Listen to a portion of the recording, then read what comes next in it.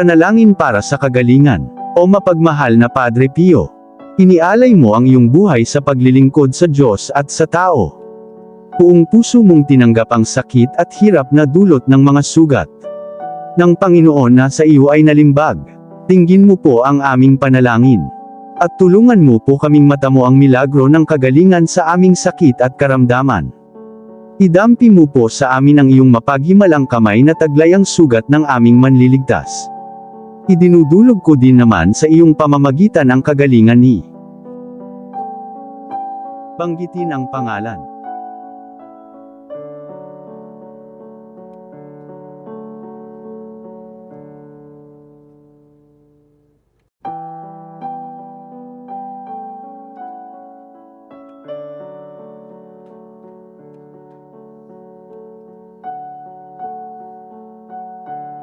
Maraming salamat sa iyong mga halimbawa at naway matularan namin ang iyong pagmamahal at pagtitiwala sa dakilang lumikha at nang mabuhay kami sa kanyang pagpapala. Mahal na Padre Pio, lumalapit ako sa iyo kasama ng maraming nagmamahal sa iyo. Alang-alang sa mga sugat na iyong tiniis ng maraming taon. Naging malapit ka sa Diyos. Sumasamo ako sa iyo na tulungan akong ilapit sa Diyos ang aking mga kahilingan. O mahal na Padre Pio, buong pagtitiwala akong umaasa sa iyong pagtulong at mga panalangin.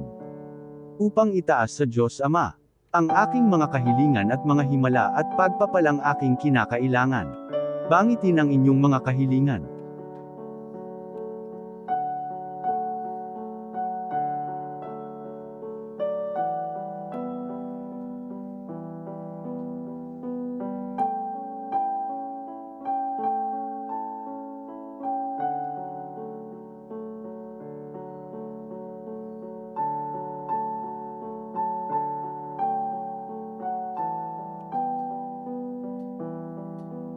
Mahal na Padre Pio, akang patron, nanalangin ako ngayon sa ating Diyos ng buong puso na nagpupuri at nanampalataya.